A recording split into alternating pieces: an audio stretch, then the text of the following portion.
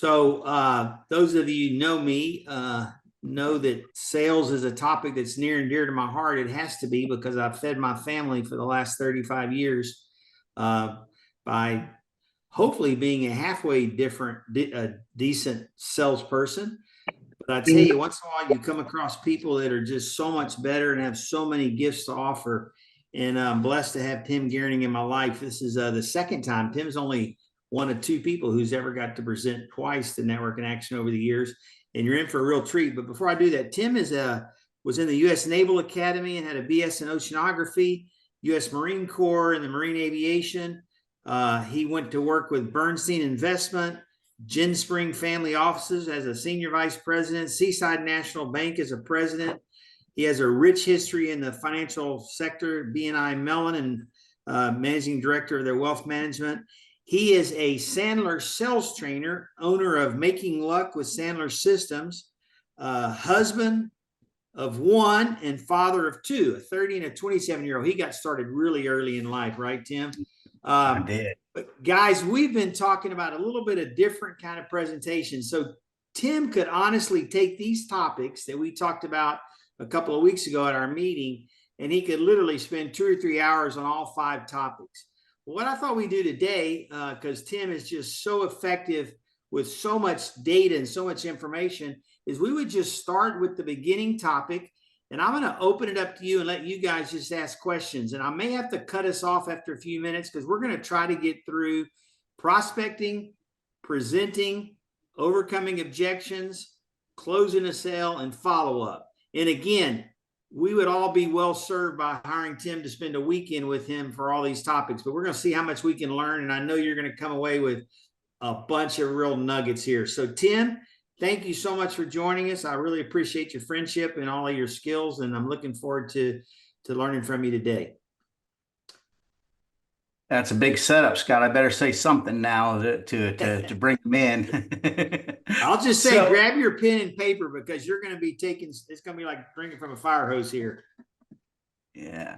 And my goal is for you to come away with a minimum of 5 nuggets. So if you hear one that you like, I want you to just, put it in chat or scream it out like, that's one, got one.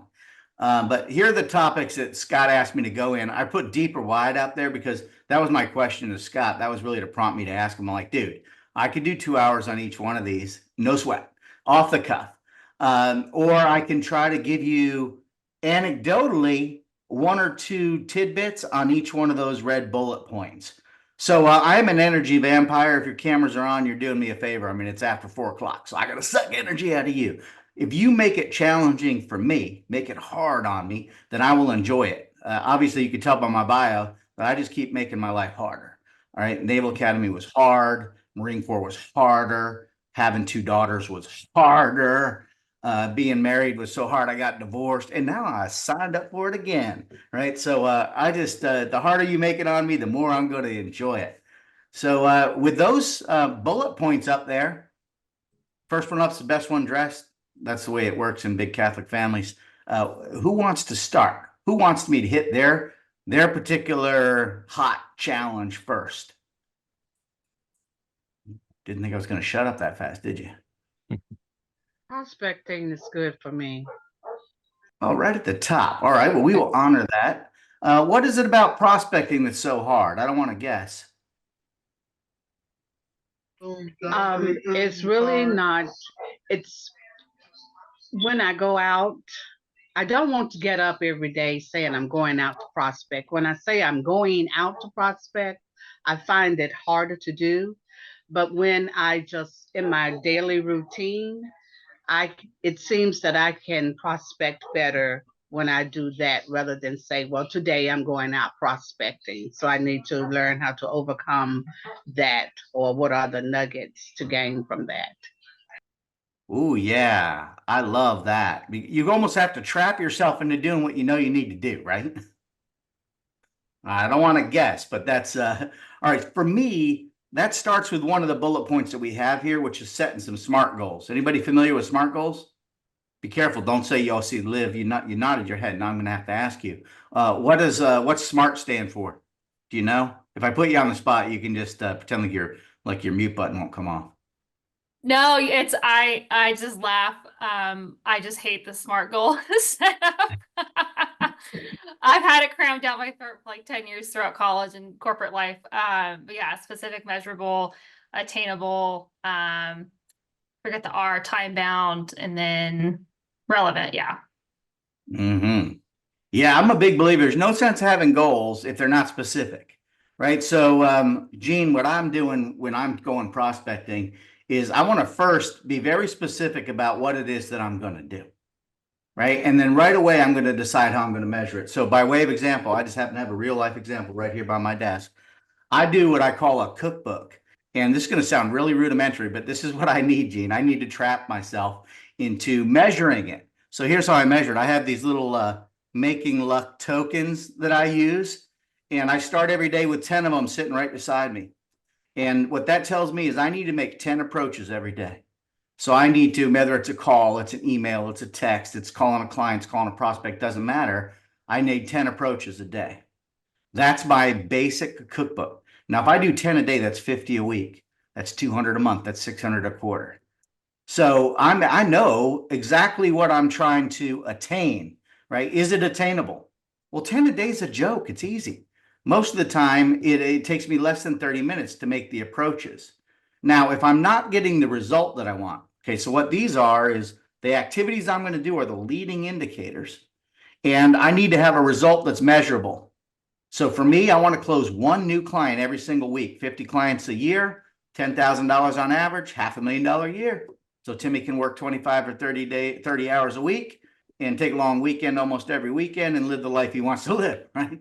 And so I know my why, I know why I'm doing it, which is the relevant piece. So every single day, that's my time bound piece. I know I'm gonna make 10 approaches.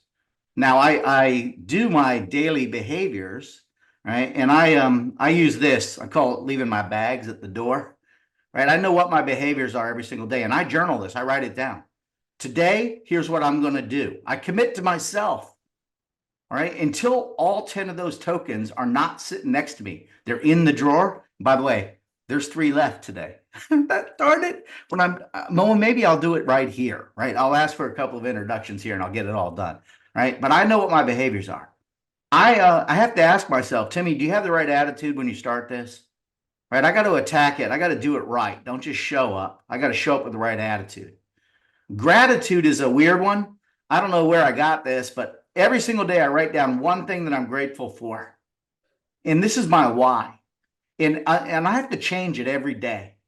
So what happens is on days when I can't get motivated, Gene, I think that's one of the things you mentioned is like, I don't feel like going to that networking event tonight, right? I look back on my list if I look back 30 days, I'll see 30 different things that I'm grateful for. You can't put, I'm grateful for my wonderful wife and my beautiful children every day. You got to change it every single day so that I get focused on the gratitude is what comes if I hit the result.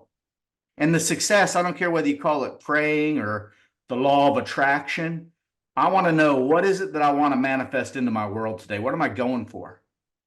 Right? In the Marine Corps, they taught a simple thing: front sight post, rear sight aperture, slow, steady trigger pull to the rear. You all aim over there. You guys aim over there. I'm going to aim down the middle. Nobody chickens out.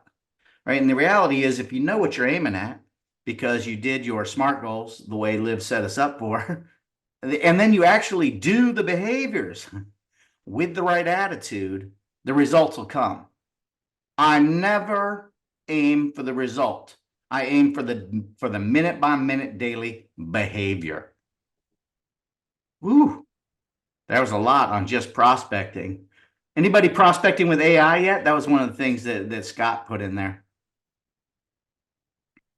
We are a corporate for Network in Action. Oh yeah? What are you doing with AI, Scott? So we provide this software called WooSender with a list of our targeted market and communicate with them about franchising, and it links to my calendar and it sets appointments for us. It's crazy. It's obviously just a volume play, Tim. It can't be high quality, right? But we're reaching out to so many people. We're finding some people interested. Oh, see, you're almost automated. You're doing things with AI that I'm not even going to touch today. But you know what I love about what you just said, but I love about what you said, because I talk to so many people and I catch myself doing it. thinking about the end of the day, the negative, I won't work, or I'm not going to have success, or I don't. But if you just do the 5 things you just said, I'm going to put myself in position to have success. You bet. And that's exactly, you know, the result is a lagging indicator. The behaviors are the leading indicator. Right? And I'm a big believer in not just doing the easy stuff. Right. So for me, I get most of my business from introductions, networking, and approaches. Approaches meaning I'm dialing the phone. I'm not waiting for marketing to generate it for me. All right. I do a lot of passive LinkedIn stuff. I do pro bono hopo. This is a pro bono hopo to me. Right. So I'm not charging Scott for this, but I'm hoping that it does some, you know, pro bono is free. Hopo is, I hope it turns into daggone business. Right. I don't do a lot of pro bono hopo stuff if it doesn't work. But I got to measure it back to that M that Liv told us about.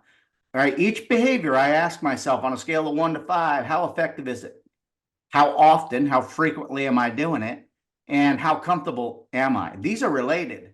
Oftentimes what happens, I do stuff more frequently than I'm most comfortable with, not that's most effective. Networking is extremely effective for me. My goal is 1 a week. That's 4 a month. Oftentimes I get 0. Shame on me. When I measure it, I got to smack myself for not doing that. Crazy. Crazy. Now, let me show you something cool with AI real quick, just because this one always comes up with me. I'm a big believer that AI is never going to replace sales. However, salespeople that don't use AI are definitely going to be replaced. And you could apply that silly little quote to just about every business, except maybe the trades, right? Trades aren't going anywhere, but they will be enhanced. But this came from a tradesman, and I use this to get on point with my messaging. All right, this falls into that presenting for impact.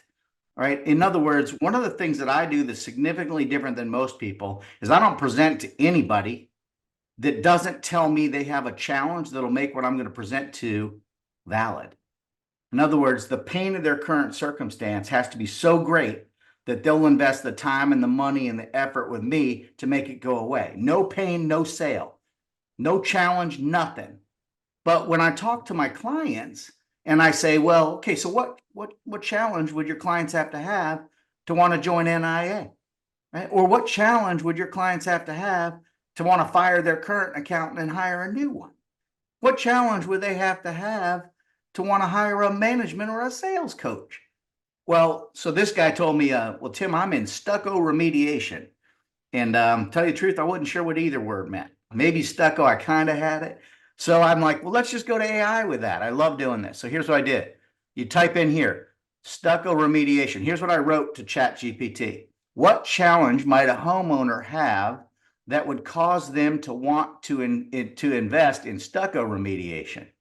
And then boom, it gives me the answers in like 5 seconds. Cracking and peeling, improper installation, mold and mildew. I'm a big believer in compliment ChatGPT, right? So I say something like, oh, that was pretty good. What emotion would they have if they had that? Or EOI 5, that's what this is right here, right? And then what it does is it bulletizes them. EOI 5 is explain it like I'm 5. Which, I don't know, works for a knucklehead Marine like me. Dumb it down so I can get it, right? And then what emotions do they have if they had those? Or what are the top 3? Great. Here's the emotions. Displeasure, self-consciousness. I'm a big believer. It's one thing to find the challenge. It's another thing to find out, are they emotional enough about the challenge to do something about it? And emotion is the catalyst for action. In other words, if you're disappointed, you'll do something. If somebody's disappointed in you, you'll do something about it. If you're frustrated about something, you'll do something about it. If you're cold, you'll put on a jacket, right? So I'm looking for not just do you have a challenge, but are you emotional enough about your challenge to do something about it? Ooh. So that's my quickie on AI. And that's how I build all my what we call a 30-second commercial. In other words, how do I describe to somebody that doesn't know what I do, what it is that I do in less than 30 seconds? Anybody got a zinger for me? I'll let you have 30 seconds of my time. Feel free to unmute yourself. Yeah. Oh, by the way, since he brought that up, Daniel, thank you for doing that. You can go down to the reaction. If you got something you want to say and you want to interrupt me, but you don't feel like interrupting me, well, first of all, I encourage you to do that anyway. I'm okay. I got thick skin. But you can go down to that reaction button and raise your hand, and it'll put you in the upper left-hand side of my screen. And I will, as soon as I can catch a breath, I'll stop and acknowledge you. I love challenges. I love conversation. So with that in mind, what do we want to cover next? Let's talk about presenting. Ooh, sweet. Let's talk about presenting. Here's the good news on presenting.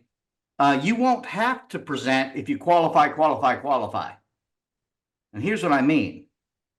With that first one, what I want to do, and I put under the presenting the discovery and the qualifying and the listening, because I don't think most people spend their time with this. So in my 30-second commercial, I say something like this. Hey, this may not even be something that's relevant to you. Okay, if I share with you real quick why it's relevant to other people. Well, typically they're frustrated. They aren't getting in front of enough people. Or they're worried that when they get there, they're not saying the right stuff to close the deal. So the concern is they're leaving money on the table. Now, with any luck, that's not you. Right? So I try to relieve the pressure in the beginning and the end. This may not be relevant to you. That's what you were thinking. So now I'm in your head. And at the end, with any luck, that's not you. So if you want to be a contrarian, you got to say, no, that is me, which means you're asking me to continue. And I'm like, well, of those three things I mentioned, which one's the most relevant? No matter what you say, I know my next 9 questions. And most people don't know their next 9 questions. Anybody that's familiar with Sandler knows that we call this the pain funnel. All right. Now, this is not literal, but what I'm trying to do is I want them talking most of the time. So in my first 3 questions, I want to get them to see that they have a challenge, because nobody argues with their own opinion. They'll argue with mine, right? This is a Kenneth Graham quote. The single strongest human instinct is to impart information. The second strongest human instinct is to resist that information. So what I'm trying to do is turn that quote on its head. I'm going to ask them questions so they will impart information on me, and then I just won't resist it. What? So at the end of my upfront contract, so here's how I do my upfront contract. Thanks a lot for coming in today. Any time constraints I should be aware of? All right, you tell me what you're looking for. I'll share with you what I got. If it doesn't resonate, no sweat. We don't move forward. If you ask me to do something I can't do, I'll be transparent. If you love it, let's talk about next steps before we leave here today. Sound fair? Or fair enough? And as soon as they say yes, I do the you start technique. Anybody know the you start technique? This is a piece of gold. Back to that Kenneth Graham quote. I just say, so what made you take this meeting? I try to get them to start. Here's how that was invented. You remember those old knock knock jokes? I'm going to demonstrate it to you right now. It's going to work anyway. You know those knock knock jokes? You're like, knock knock, who's there? Somebody start a knock knock joke for me. Knock knock. See, I just told you I was going to do it, and it still worked. If I hand you the baton, the psychological baton of power, somebody will grab it. And it's amazing. When I finish my upfront contract, I say, fair enough. And I said, you tell, I share. What'd your mom tell you about sharing? Sharing is? Caring. Caring. I knew your mom told you that. I didn't have to tell you, right? You told me. See, now I got you to talk already just by giving you the opportunity. And it's amazing how few salespeople will really pass that baton of power, right? You need to get rid of that illusion of knowing and give them the opportunity to be the hero of their own story. So my first 3 questions when they bring up a challenge are going to be like, well, tell me more about that. Gosh, tell me a story about that. Hey, don't leave out any of the details. And they see a couple of things here. They see that I genuinely want to understand before I start solving. And most salespeople jump right into solving. All right. They hear themselves saying, I got this challenge. Now I want them to own it. So I'm already ready with my next 3 questions. By the way, these are just right out of the pain funnel. They're just blown up. Right. So I want them to own it. So I'm going to say, well, how long have you been thinking about this? The longer they've been thinking about it, the more likely they are to do something about it. I'm going to ask them, hey, what'd you try already? Because if they just told me they have a challenge they've been thinking about for 6 months, I want to know what they already tried, so I don't recommend the same thing they already tried, because I don't want them to do the whole, I tried that, but I tried drinking water, but my headache didn't go away. I tried to eat right and exercise, but I'm not getting any skinnier. Well, if I ask them first, what did you try already? You seem like an intelligent person. What'd you try to do about it? Now, the next question after that is, well, what got in the way? Why do you think that didn't work? And this comes out of that book, Extreme Ownership. They're culpable now. They told me they got a problem that's been around for a while. They tried to fix it and it didn't work. Now, subliminally, I wish they would have said that right off the bat, but I got them to say it with my questions. Now, just because they have a problem doesn't mean it's their only problem.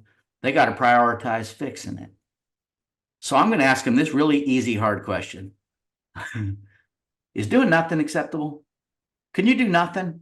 Because I want them to say, I want them to be indignant. No, I've got to do something about this. I might even ask them, let's say you don't fix it. How much do you think that can cost you? If you're not prospecting, if you're not asking for introductions, well, every time you ask for an introduction, you don't get one. But when you do ask, how much money do you make on it? I know this. Here's the math on asking for introductions for Timmy. If I ask 10 times, I ask for 10 introductions. Okay, I know that I'm going to get probably 4 or 5 people that'll say yes. And only 2 of those will be qualified. Here's what it looks like. 10 asks, 5 names, 2 qualified, 1 becomes a client, 10 grand. What? So I don't pay myself for the result. I pay myself for the ask. Want to see me make $1,000 right now? Watch this.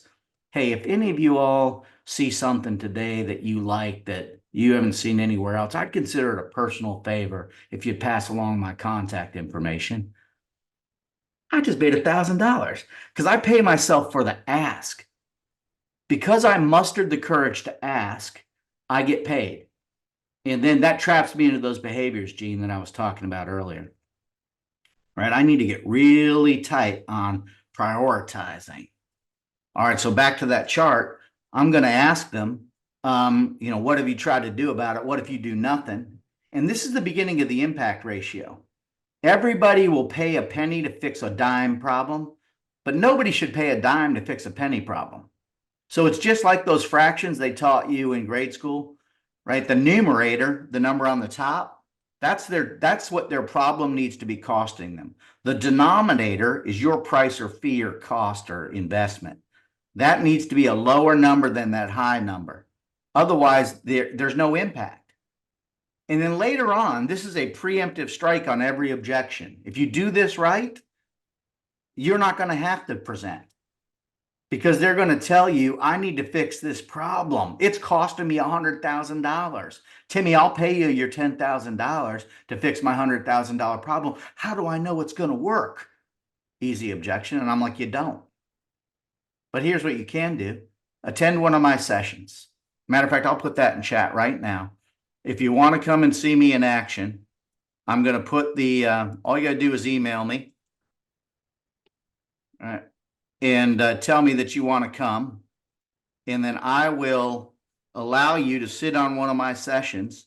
And what you need to ask yourself is not, why should I start? But why did these other people start? And why don't they quit?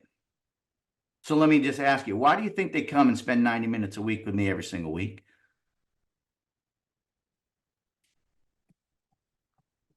Anybody want to guess? To get a result. Yeah, see, I just gave you the baton and you use it. Of course, if it wasn't working, they'd quit, right? And I expect every one of my clients to quit if it's not working. I'm also going to put in there my contact information so I don't forget at the end. So now that I was in chat, you can use it. Boom. Now you just know I know how to use the computer. So when I'm trying to get it to prioritize it, I'm going to say, hey, what's it going to be like for you? What's the emotion you're going to have if you do fix it? Right? And from your perspective, where do we go from here? So that's all I'm trying to do is I'm trying to qualify them. That's step 1. If they're qualified, the next thing I need to do is go talk about money. I do a preemptive strike on money. So right as soon as I'm done with this pain funnel, I say to them, hey, now comes the hard part. We got to talk about the time and the money and the effort that you're going to have to invest to make that problem go away. Not me. I'm going to go on this journey with you and I won't quit. Which one do you want to talk about first? Which one do you think they always pick? Time, money, or effort? Money. They always talk about money. Right? So it's a preemptive strike on the investment of money. But I tell them, I'm happy to talk about money first, but we got to talk about your investment also of time and effort. It's not going to be easy. You pay me money to buy a franchise, you still got to go out and find people to be in your network to monetize it. That's going to take effort and it's going to take time. If you don't have the time to deck towards it, my recommendation is going to be don't do it. If you don't have 90 minutes a week to come and practice with Timmy Goering, then don't start. Buy the book. Watch my videos online. Those are free. Go to my LinkedIn. I post 2 or 3 videos, 2 minutes long every single week. You can just watch them. But information, education will only take you so far. Only with application and modification are you going to see transformation and get domination or relaxation, depending on what you're looking for. That's a lot of Asians. All right. So then I got to find out, am I talking to the right decision maker? That's the third part of qualifying. Who else besides you is involved in this? When do you think you're going to make this decision? What exactly is your process? Gosh, why do you guys do it that way? If consensus can't be made, how's the ultimate decision made? So obviously I'm rolling these off my tongue because this is all I think about. I want to think about, are they qualified? And then I want to listen. And here's the secret sauce on listening, by the way. I was always a terrible listener until I discovered this pain funnel. I call it the listening ladder. That's why Sandler can't ever, they can't fire me. I mean, it's a franchise, so they can't fire me anyway, I guess. But because I'll turn it into the listening ladder and still use it. We stole it from doctors, right? If you go see a doctor, the first thing he's going to say is, so what brought you in today? My back hurts. Where exactly does it hurt? How long has it been hurting? What'd you try to do about it? Why do you think that didn't work? What if you do nothing? They're going to ask you all the same questions. So the cool thing about that particular one is presenting with impact. This is a Sandler quote that we use all the time. The best presentation you ever prepare, the client will never see. Because if I qualify, they're going to be like, dude, I'm going to try it. If you stay in your nurturing parent, you stay curious, you stay skeptical, you create an environment where they're comfortable instead of trying to solve all their problems in this tiny little call, then they're going to want to do business with you. And when you present, you're going to present to the challenges that they told you about in the beginning and nothing else. No throwing spaghetti at the wall, telling them about all your cool widgets, right? You're going to say, you told me you had this problem. You told me you've been thinking about this a long time. You told me, nobody argues with their own opinion, it's costing you this much money. I'm only going to charge you 1/10 of that to fix it. Don't take my word for it. Ask me why my existing clients don't quit. Now, do I have to present or are you going to take my word for it? And, at the end of the day, the presentation is just a weird PowerPoint. Most people start with the presentation instead of start with the discovery of the challenge. Y'all want to just keep going in order since we're on a roll, or you want me to skip it? I'm curious that if you do all that right, that totally changes the need to be a great closer, doesn't it? Yeah, and I never ask for the order. That sounds weird to even say. And here's what I mean. You've heard this quote, you can lead a horse to water, but you can't make him drink. It's not your job to make him drink. It's your job to make him thirsty. What? So maybe I can tell them stories. We're a storytelling species. Here's what I mean by that. We've been sitting around campfires in caves, drawing pictures on walls since the beginning of time. Some of the stories have been lies. Some of them are the truth. I use sonar to format mine because I believe that Mark Twain was a genius. And one of his quotes was, I didn't have time to write you a short letter, so I wrote you a long one.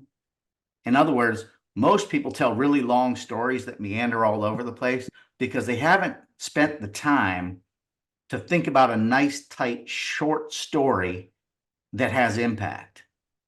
So I'm going to tell stories that say, hey, here's what the situation is. I had this other client. They had a big sales team, about 10 people, and 2 of them were doing fantastic, and the other 8 were kind of mediocre. So what they needed was they needed to find a systematic way of discovering with the client what their challenges were and then presenting and ultimately closing them. So the action we took is we spent 90 minutes a week together for about a year. And here's the result they got. The format here is they, we, they. It's mostly about them. They had a situation. We saw an opportunity because they had a need. We took some action together. They got the result. Most salespeople want the result to be, here's what we helped them with. I think help is condescending. If you ask me for help, I'm happy to go with you on the journey. But I'm never going to tell anybody on my marketing site, I help people with this, that, or the other thing, because that compromises equal business stature. When I say I help you, I said I'm high status, you're low status, and you need me. And even worse, I'm going to charge you for it, and you're going to waste your time and effort trying to get there. How about I work with you? You are a professional that can afford me. Therefore, I'll go on the journey with you. And all I can tell you is I'm not going to quit.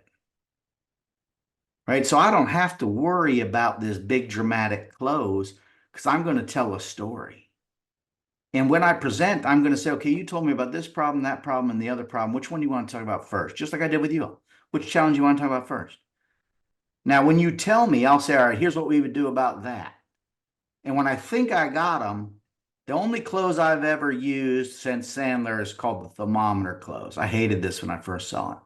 But here's how it works. On a scale of 1 to 10, 1 being, I don't see the light, Timmy. 10 being, I'm ready to move forward right now. Where do you see yourself? And what it does is, a lot of people have commitment issues, not just me. I got over mine and got married again because I fell in love. But the reality is, most people don't want to say yes or no. It's too definite. In my upfront contract, you probably heard me say, if for whatever reason this doesn't resonate with you, I want you to know that's okay. It's okay to tell me no, I can take it. Right? And now I'm at the point where if they say anything less than 5, I know I missed the ball. No sweat. I'm going to say no worries. What'd I miss? Let's go backwards. I did not discover enough pain. Keep in mind, if I did that pain funnel right, if they said, I got a problem, it's been around for a while, I tried to fix it with no luck, and it's costing me $10,000 a month. What do you mean, no? Right? But if they say that, I know it's probably something I didn't do. And that's what I'm going to ask myself. I'm going to go backwards to my Sandler triangle and say, did I do the behavior? Did I do the technique? Did I have the right attitude when I was doing it? In other words, I'm culpable. It's probably my fault. All right, anything less than a 5 is a no. If they say 6 or 7, I want to be ready to meet them halfway. I want to be like, oh, that's not bad. I'm a little surprised though. For some reason, I didn't think you were interested.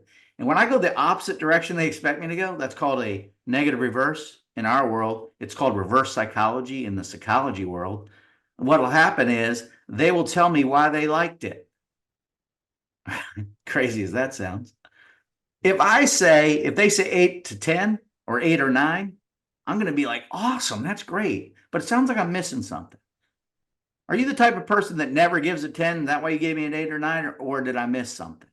I'm always going to be a little bit less excited than they are, because then they will step up. Even if they say 10, I'm not going to get my happy feet on, not going to get my happy ears together. I'm going to say, congratulations, that's great. I'm just curious, though, what'd you like about it? Back to that Kenneth Graham quote. I want them to tell me why they've decided to do business with me. Instead of saying, great, press here, third copy's yours, press hard. And I can't play these games. So the thermometer close tells me, now that I've discovered that they're qualified, they've got a challenge, they're willing and able to spend the time and the money and the effort. I'm talking to the decision makers. I've presented to the challenges that they gave me. The thermometer close just said, did I do it right? And they closed themselves. Wow. All right, where do you want to go? Follow up or objection handling? Let's stay in order. You're on a roll. Yeah. All right, so did I talk about Jed or Frank yet? I get all excited to talk about this. Never bring Jed to the meeting. And Jed is justify, explain, and defend. No convincing, no embracing the illusion of knowing. right? The idea of objection handling is most objections are you trying to justify or convince them that it's the right thing to do. Leave Jed in the car. Bring Franck instead. Franck is my little 3-foot-tall French accountability partner. He's invisible, but he carries a real French Revolutionary rifle, and he'll shoot me with it if I do not discover a problem that I can fix with my product or service. I got to get them to realize it, and A, admit it to me, and C, commit to fixing it, and now. That's Franck. Franck is awesome. But Franck is mean, man. He's got an attitude, and he loves shooting Timmy. Now, there are a lot of techniques for handling objections.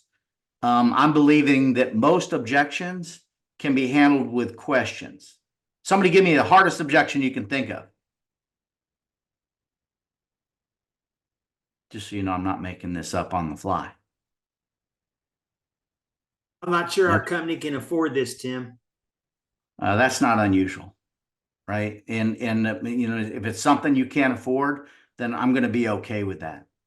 Hey, just out of curiosity, though, back when we were talking a minute ago, you told me that the consequences of doing nothing were costing you X, Y, Z. You know, you told me that wasn't acceptable. Are you saying that sometimes it is? No. You're kind of in a headlock right now. Right? And so I'm going to acknowledge the question, and then I'm going to reverse it by asking another question. Now, my absolute favorite objection handling technique is called feel, felt, found. Scott, you put it in your notes to me. I have no idea who invented this, and I've Googled it. I hate to not give somebody credit if they invented it, but here's feel, felt, found in Timmy's world. Okay. I'm going to first say, I can't imagine how you must feel. Here's the mistake most salespeople make. They're like, I get it. I know. I understand. I've come to the conclusion, maybe because I raised 2 daughters, right, that I don't know and I don't understand. I don't even know what the real problem is. The problem the client brings you is never the real problem. You probably heard Indians talk about the 2-arrow philosophy. There's the arrow that's real, that you're afraid is going to hit you. But the second arrow is that fear that it's going to hit you. Right? So I believe that sympathy and empathy are different. Sympathy is me acknowledging, dude, that sounds hard. That's me acknowledging that you have a challenge. Empathy must be earned, right? Help me understand. I can't imagine how you must feel is my beginning. Instead of I get it, or I understand. No. Every time I call customer service, by the way, right? I'm like, my computer's down and I can't get my work done. They're like, we understand. I'm like, no, you don't. Right? You're not in the same business I'm in. You got to be kidding. Why would you even say that? So now that's feel. Felt is where I want to make them feel comfortable with it. You're not alone. I want to validate the idea your concern is normal. So I could just say you're not alone. Or that, you know what, that's a really common concern. Scott, it's okay. You know, I can't imagine how it must be to have a $100,000 problem, but not thinking you can invest $10,000 to fix it. And by the way, that is the most common objection that I get. All right. But what I found is, and then I got to give them some hope, and I'm going to tell another sonar story, third-party story. When I tell a story about somebody else, it's called attribution theory. When I'm telling a story, when I'm asking you, you're going to tell me all your successes are due to you, and all the bad things that happen to you are somebody else's fault or the world conspiring against them, right? That's normal. However, if I turn into a third-party story, I'm like, well, here's what Isaac did. Now, all of a sudden, I'm telling a third-party story about Isaac. We're going to talk about maybe the successes are due to him, but maybe the downside is also due to him. So what I found is nobody's going to spend the money until they realize that there's a result. So what do I need to show you so that you'll get more comfortable with that? Right? I'm going to ask a question. Or would you be open-minded to hearing how other people did it? So somebody give me another objection besides price, and I will exercise feel, felt, found on it on the fly. What if someone said, hello, Mr. Tim, I don't know if I can dedicate that amount of time. I just don't think I have the time. You know what? Thanks for being honest, Isaac. I really appreciate that. Now, I can't imagine how it must feel to have a problem that you can't dedicate the time to fixing. And by the way, you're not alone. I would rather you not start it than start it and not have the time to see it through.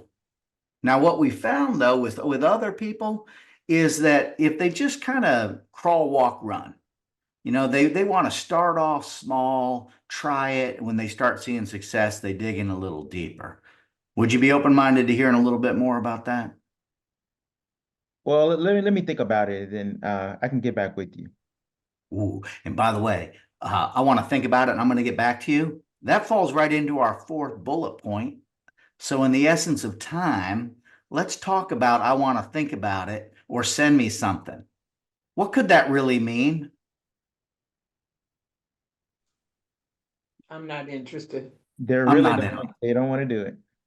Yeah, that's me with every girl I ever broke up with, right? I didn't want to keep going. I don't want to marry you, but I also don't want you talking smack about me around town because, I still have a future. So I want you to still like me, but I don't want to tell you the truth because I can't handle telling you the truth. And I don't want you to beg. So sometimes it means no, thank you. So maybe I'll do a negative reverse and I'll say, hey, sometimes when people say, I want to think about it, what they really mean is no, thank you. I would remember in the beginning, if you don't do your upfront contract, you can't address it later. Remember in the beginning when I told you it's okay to say no if it doesn't resonate? Is that where we are? Now they have a choice. They can either cut me loose, to which I say thank you for saving us both a lot of time, right? Or they're like, no, I really wanted to think about it. Because let's think about that for a second. What else could I want to think it over mean? Need a little more information or not Could now. mean- Bounce. Yeah, there are some analytical people that need more information. So I need to align expectations around, well, what do you need to see from me to make your decision easier so you can analyze the ever living crap out of this thing? What else could it mean? Maybe they're not the decision maker. Maybe they need a boss, a wife, or something else to sign off on it. Absolutely real, Andrew. Right. So sometimes when people say, I want to think about it, what they really mean is I'm going to show it to somebody that, remember, we did the decision step where I said, who else besides you is involved in this? And they lied to me. And they're like, I make all the decisions around here. I'm like, cool. But they may have overplayed their hand. So I'm going to make that okay. And I'm going to align expectations. And here's how I'm going to do it, Andrew. Hey, sometimes when people say, I want to think about it, they're going to socialize this. They're going to show it to somebody else that's going to be involved in the decision. Hey, why might they hate it? They're not going to ask. They're not going to think I'm going to ask them that. Why might they hate it? What? Do they have the same things at stake that you told me about when we went through that listening ladder? So I've got to be loaded for bear, especially on things like I want to think it over. Because they always think it's always about price, but it's I would say it's never about price, right? Good, fast, and cheap. Pick two. If it's good and it's fast, it's probably not going to be cheap. If it's good and it's cheap, it's going to take a little bit of while, right? If it's cheap and it's fast, it's probably not going to be high quality. Everybody thinks they want price, but the reality is I'm the cheapest roofer in town. But I don't know anything at all about roofing. And I got time to put a blue tarp up on your roof with a staple gun tomorrow. Not going to be high quality, but I guarantee you I'll beat anybody else's price. There's always something else besides price. Don't fall for that. So we've got a bunch of tactics that we use for handling objections. And when I say a bunch, I'm going to put this list up here just to scare you. Number one is use that system first. We have a system that we go through. We talked about DISC. Anybody familiar with DISC communication? What? Okay, so these aren't going to say, I want to think it over. They're just going to say no. I's might say, I want to think it over because they want to say no, but they still want you to like them. S's will say, I want to think it over because they want to socialize it. And C's will say, I want to think it over because they want to analyze it. So soften and reverse is I'm going to acknowledge, hey, thanks a lot for bringing that up. I'm just curious though, when you said it's only about price, are you seriously, you don't care about the quality? I'm going to ask a question. Now there's a lot more to softening and reversing. I've got about 12 of those loaded for bear, 12 categories, right? Negative reversing is going the opposite direction they expect you to go, right? So if they say, gosh, it's too expensive, I'm like, all right, well, it sounds like it's a deal killer. Doesn't sound to me like there's any set of circumstances under which you'd ever consider doing this. Fair enough? And then they're like, well, hold on, I didn't say that. Right? Because by the way, a savvy negotiator is always going to have an emotional outburst when you give them the price. I'm a savvy negotiator. I know the 8 sources of leverage. I know the 12 tactics. I know the 7 biggest mistakes. I teach this stuff for a living. If you give me a price, I'm doing this every time. Because most people will fold on the flinch or the emotional outburst. Really, that much? And so since I know most people will fold on the flinch, I give it to them. And when they give it to me, I think to myself, either I scared them right now with my price, or they're a savvy negotiator and they're trying to work me. So I'm going to go with a savvy negotiator first, and I'm going to struggle. I call this SEC negotiation. First, I struggle. I'm a big SEC fan because I paid $250,000 for my youngest to go to Georgia. So I got an SEC team to root for the rest of my life. And I got a shirt and a hat to prove it. $250,000 shirt and a hat. Oh, don't get me started. All right. So SEC struggle, right? And then I'm like, here's what struggle sounds like. I just don't know if I can go down any lower than that. If they fold, great, I win. If they don't, I'm like, all right, let me empower you, E. All right, what did you have in mind? And then whatever they say, I'm going to either say we're close or we're not even close. All right, so here's my quick story on that. I had a guy tell me, he's like, Timmy, I want you to come in and do 30 minutes on a Saturday morning for my team. And I'm like, great. Or not 30 minutes, 3 hours. And I'm like, all right, well, that's going to cost you $5,000. And he's like, well, would you do it for $4,000? And I said, sir, can I be honest with you why I can't do it for $4,000? And it's not just that it's Saturday morning. So he's like, okay, because I asked an open-ended question, or I asked a closed-ended question, would you be open-minded? It's hard to say no to that. So he said, yes. And I said, sir, I cannot come down to $4,000 because you own a Gulfstream and I don't. And he thought that was funny. And it was true. He did own a Gulfstream and I do not, and will never own one. So he said, all right, Tim, how about I fly you on that Gulfstream out to the Texas A&M game and we stand behind Jimbo Fisher on the sidelines. Now, we were there, but I said, we're close. Why did I say we're close? Because I was taught to struggle first. And he's like, and during basketball season, we'll get on the jet again and we'll sit behind Calipari on the bench at a Kentucky basketball game. And I said, sir, we are now at $4,000. I'll see you on Saturday morning. It's fantastic. I drove my Jeep Wrangler out on the tarmac, up to the stairs. They valeted it for me. We jumped on the jet. Coolest trip ever. All right. So that's the empower. What did you have in mind? The C is a concession. I never make one-way concessions. Let's say I came down a little bit on that.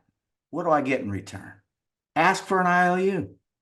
Now I need to decide what my concessions will be before the emotions are present. In other words, maybe it's an introduction to somebody else. Maybe it's future business. Maybe the roof on my house I traded for sales training. Maybe the synthetic turf putting green I have in my backyard I traded. Maybe the outdoor shower I have. These are all true stories. I traded. There's always a concession that can be made, but you've got to think about it ahead of time. I told you about Feel, Felt, Found. I told you about Sonar. I told you about that 30-second commercial. I told you about the pain funnel, the upfront contract. The split reverse is kind of cool. Here's what the split reverse sounds like. First, I ask an open-ended question like, well, what did you have in mind? And if they're like, well, I don't know. Then I go to a third-party story. Well, other people either want A or B. Now it's multiple choice, right? That's why Chipotle works. They already had all that food there. You just said rice or beans or beef or pork or chicken, and you get to the end of the line, you're like, it's all about me. That's the way I want them to feel. But you need to be formatted in your mind with where you're going to go with all these cool ideas before the pressure's on. All right, let's talk about ghosting and then I'll go to questions. Anybody ever get ghosted? Maybe I can skip that one. That probably doesn't happen anymore. It's actually in the chat. Oh, it is, huh? What does it say in the chat? That's a good one. Ghosting. Oh, yeah. All right, let's talk about ghosting. First of all, there's a preemptive strike on ghosting. I like to think about how can I prevent to the greatest extent possible? How can I prevent it from happening? So I end every single encounter with a bam fam. That's book a meeting from a meeting. Here's the human version. From your perspective, what's next? If you end every meeting with, from your perspective, what's next, you can align expectations on when I should follow up. If it gets weird, I just tell them the truth. Here, I'm at great risk, sir, of either being too responsive and coming off like I'm desperate, or being not responsive enough and coming off like I'm cavalier. So they say, follow up by next Friday if you haven't heard from me, Timmy. I say, great. Now, let's say I don't hear from you by next Friday, though. Should I follow up by email? Should I call you or should I text you? I'm always aligning expectations. You first, then me. You tell me, I'll share with you what I prefer.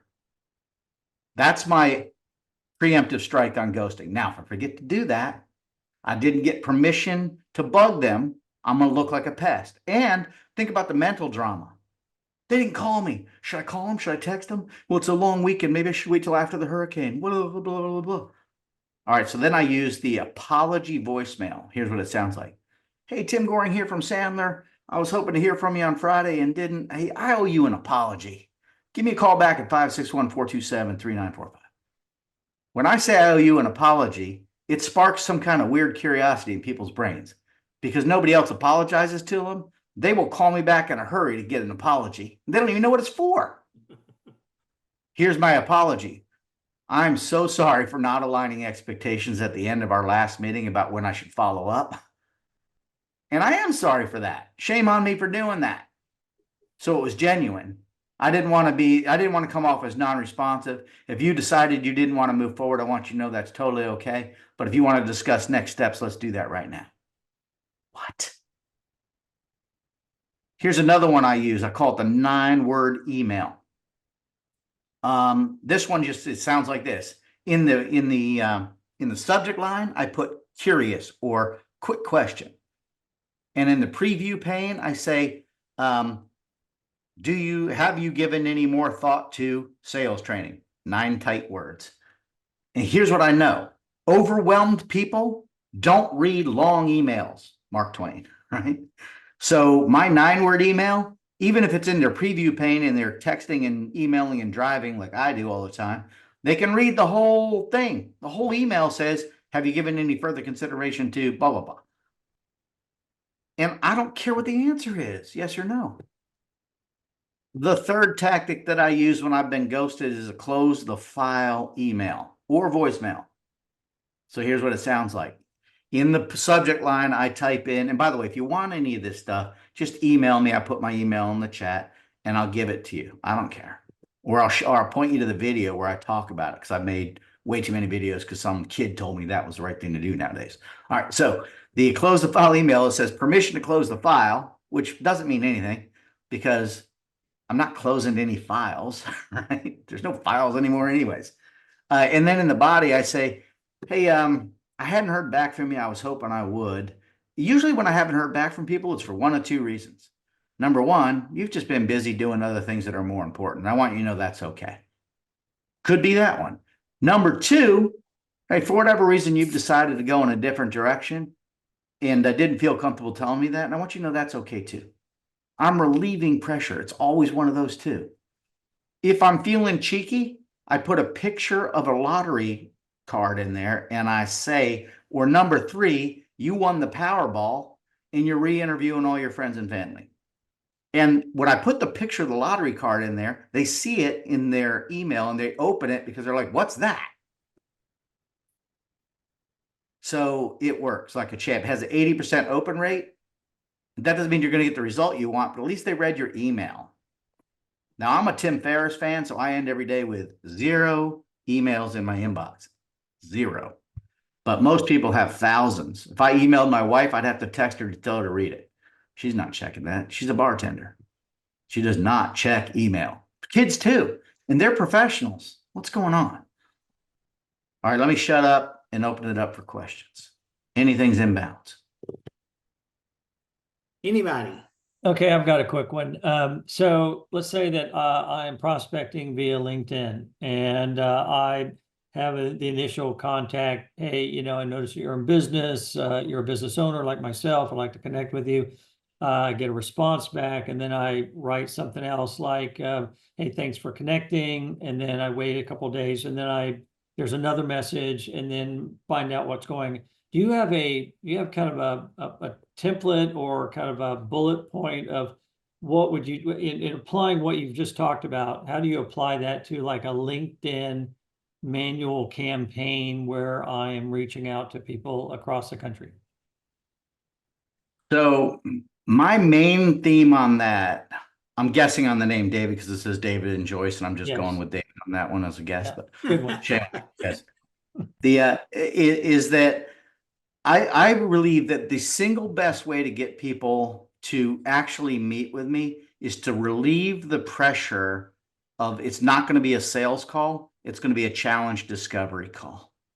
Okay, so what I do may not be relevant to you. This is a no pressure call.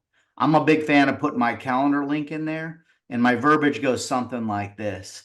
The easiest way to get my full undivided attention is with this link, right? But the idea is if they've contacted me once and then they lose interest, I kind of do a mini close the file, right? Which is, hey, usually when I've heard from somebody and then I don't hear from them again, it's either because they've just been busy or they've decided to go in a different direction, and both of those are okay.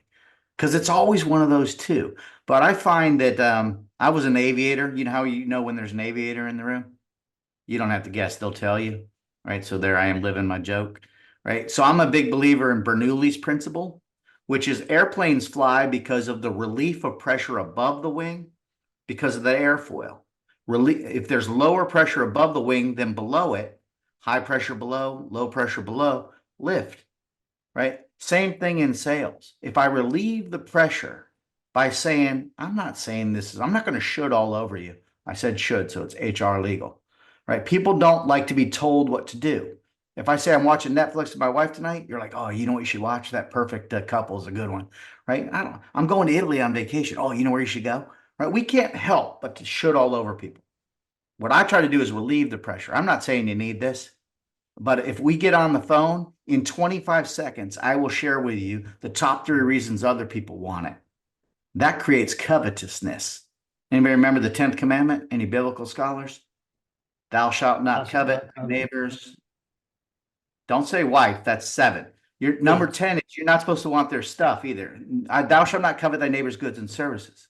When I tell a third party story about here's why other people want it, it creates FOMO. It creates covetousness. Say what you said again. If I can get on a call with you in 30 seconds, what was that again? If I got on a call with you, all we're going to be doing is finding out whether you've got a challenge that's significant enough or relevant enough that my product or service will resolve it. Right. So in other words, I'm not going to try to convince you. I'm not going to beg you. I'm not going to educate you. I'm not going to explain to you. I'm not going to defend why we're better than everybody else, which is all the obnoxious stuff that salespeople do. I don't even understand your issue yet. So let's just have a no pressure call, and no thank you at the end is appropriate. In my upfront contract, right, I set the rules by saying, you tell me what you're looking for, I'll share with you what I got. You tell, I share. Your mom told you sharing was caring, so you got to let me share with you. Right? I told you can tell me. I told you can tell me no. When you tell them it's okay for it not to be relevant, they're not afraid to listen. When you say, I know you're going to love this, they're like, here we go, sales boy. Bring it on. Okay, Timmy. Tim, I got 2 questions. Hopefully they're relevant. So I'm looking at this screen, and there's a lot of talented people who I know have made sales all their life. I mean, they're really successful people. I'm just looking at so many of these people I know. But I think we're all here for a reason. We want to get better at it, more efficient. Mm-hmm. How do we segue? Like, I'm sitting here making notes like crazy. I feel like I'm drinking from a fire hose. I want more. But like, how do I begin to go, okay, I know there's an easier way, a better way, a more modern way with all the things you're saying. How do I begin to make that transformation? I got bad news for you, Scott. Got to practice You're it. Yeah. Oh yeah, practice. Let's say I told you I'm going to come to your office next week and I'm going to bring a putting green. And if you make one 10-foot putt, I'm going to pay you $10,000. What would you do between now and next week when I come to your office? Button.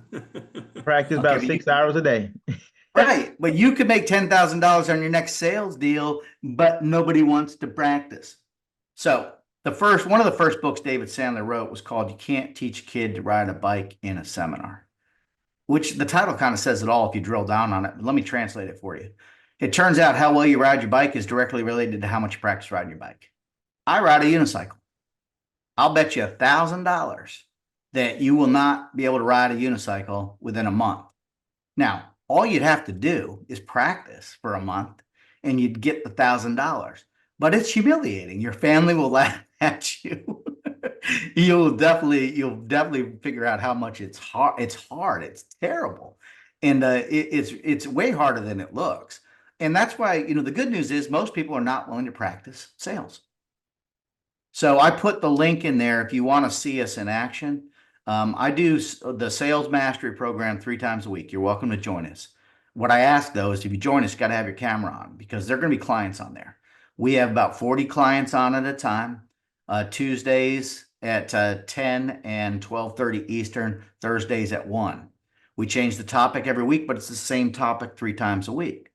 And the idea is you're in there with other professionals.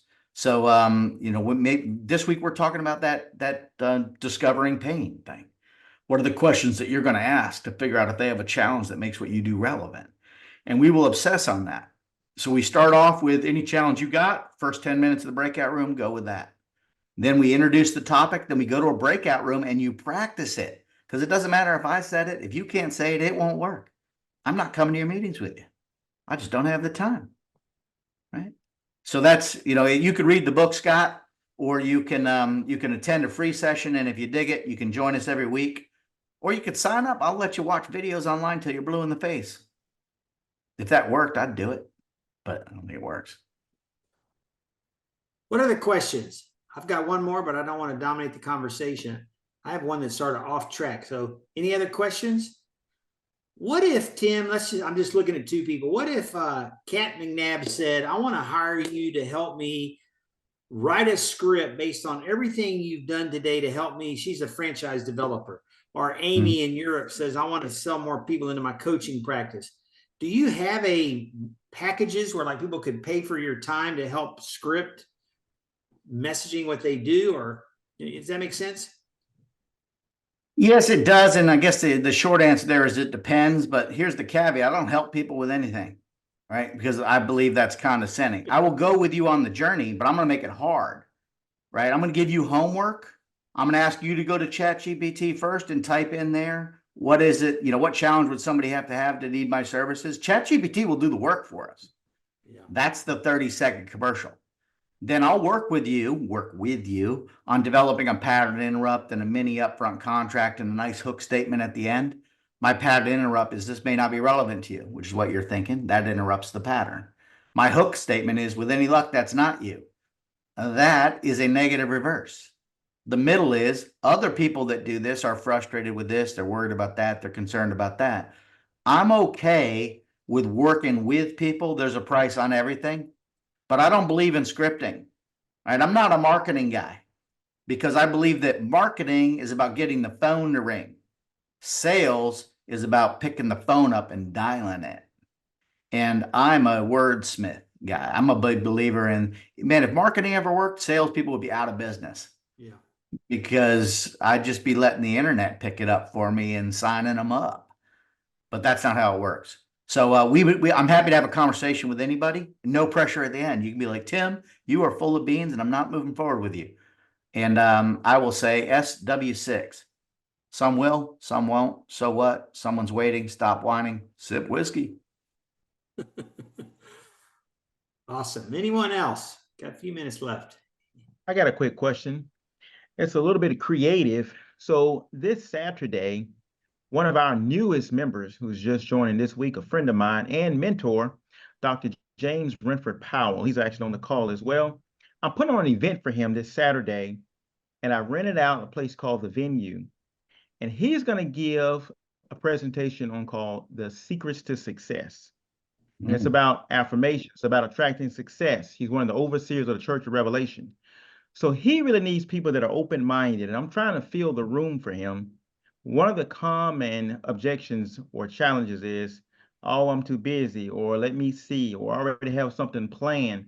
What are some good things to say on that? Just hang up the phone and just be done with those type of people? Or what is something that is really good to come back with that? I like to go for that in the beginning. In other words, as I'm making those calls, Isaac, rather than trying to convince them to come, I'm going to start with a pattern interrupt that's going to sound a little weird. Like, let me tell you why you shouldn't do this, right? You don't have time to think about what a success looks like in your world. You're fine with other people doing better than you and leaving it just a mystery on how they got there, right? In other words, I'm going to try to talk them out of it so they can be a contrarian and tell me, no, I need to be there. Right. So the reverse version of my 30-second commercial, if I'm calling somebody and I want them to come and check me out, I tell them why they shouldn't. Right. If you're crushing it in sales and you don't have time for any more deals, then don't come check me out, because that's all we're talking about is getting new stuff. If you're not worried about what you say in the deal to close it, then you don't need Sandler. Keep doing the way you're doing. You're fine. So try to talk them out of it. If you want 10 people sitting there and you got to make 100 calls, go for 90 no's and let the 10 sneak up on you. It's so easy to get no's. So easy. Right? You can just pick it up and then hang up on them if you get nervous and you got one of your no's. Congratulations. Pay yourself for the effort, not the result. You want to fill the room? Try to talk them out of it. Or use that feel, felt, found model or the sonar model. You know, this may not be for you. Okay, if I share with you why other people want to do it, here's their situation. They've got a little bit of success, but they hit their ceiling of complexity.